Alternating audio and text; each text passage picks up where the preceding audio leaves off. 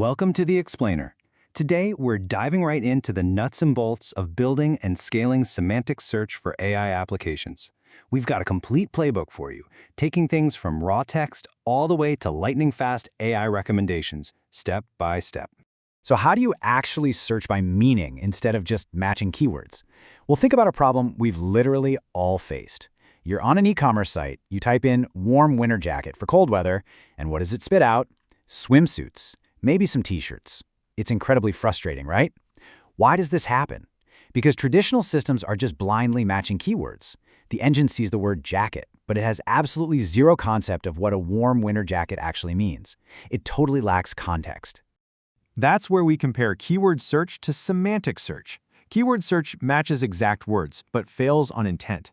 Semantic search, though, it actually understands meaning. We pull this off by converting text, images, and audio into what we call embeddings.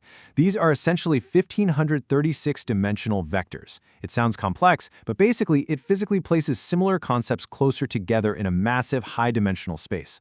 So a warm winter jacket and an insulated parka become close neighbors, even if they don't share a single word. Section 1. The Semantic Search Problem. Let's look at a fictional but super realistic case study. Meet Aura AI, an early-stage personal shopping assistant. They're trying to match user preferences to a massive catalog of 50 million products. But here's the catch. 50 million embeddings at 1,536 dimensions equals 76 billion floating point numbers. That is a colossal amount of data.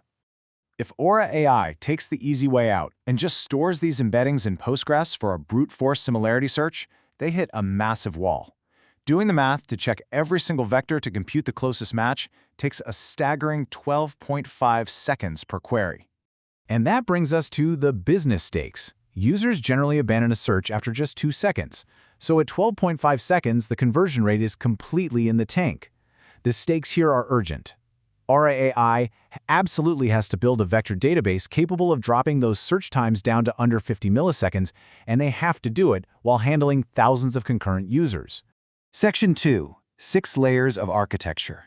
How on earth do they pull off this massive leap in speed? Well, we break the solution down into a manageable pipeline. We're looking at 6 distinct layers here. Step 1 is embedding generation, taking foundation models from OpenAI or Cohere to turn text into vectors, which actually happens offline. Step 2 is ingestion and indexing. Step 3 is the index structure itself. Step 4 is search and retrieval, where candidates are fetched and rescored. Step 5 is filtering for business constraints. And finally, Step 6 is serving the JSON response to the user. Now, while embedding generation is the foundation for sure, the real magic, the key to unlocking that sub-50 millisecond speed, is hiding right there in Step 3.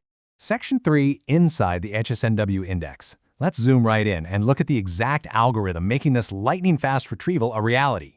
The secret weapon is called HNSW, which stands for Hierarchical, Navigable, Small World. Think of it like a giant multi-layer navigation pyramid. You start way up at the top layer, which is really sparse. You take massive leaps to quickly find the general neighborhood of your query.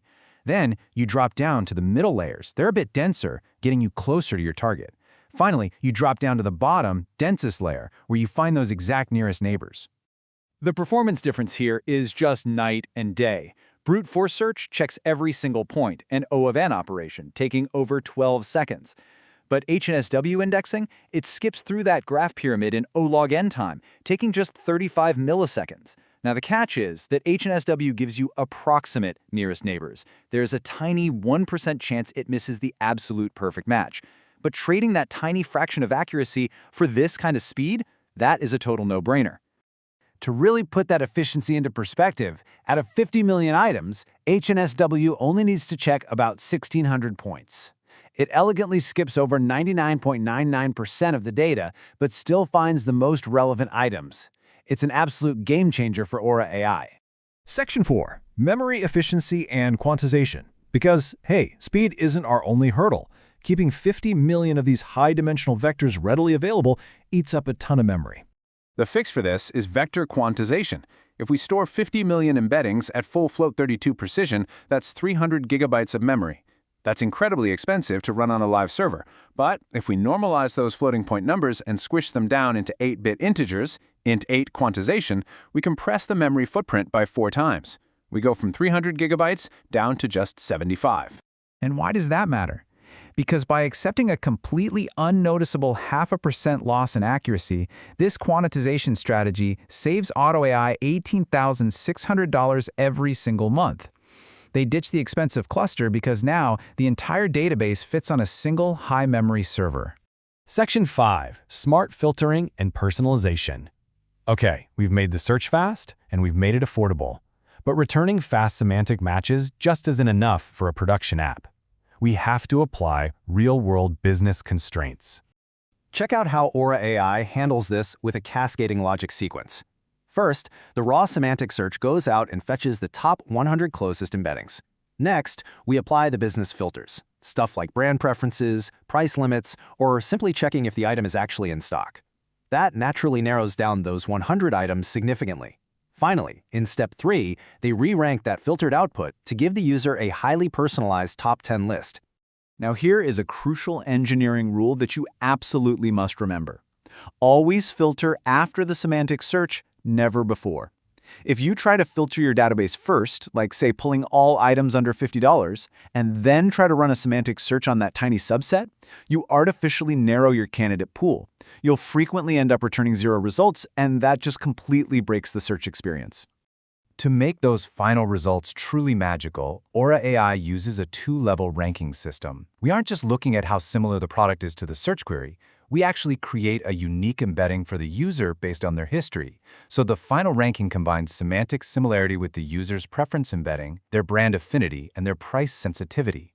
That means a minimalist fashion lover and a high-end luxury shopper are going to get vastly different, deeply personalized results for the exact same text query. Section 6. Scaling and Common Pitfalls. Let's transition to the live-fire realities of scaling this kind of system and the major traps you need to avoid. There are 3 big gotchas that will absolutely break your vector database in production. First, stale embeddings. If marketing updates a product description, but you don't generate a new embedding, your search is instantly inaccurate. Second, ignoring quantization. Like we saw earlier, if you leave everything at full precision, your storage costs will literally explode as your catalog grows. And third, over-filtering. This happens when you apply business rules so strictly that no vector candidates can pass through. Think about what happens when your filters are too strict.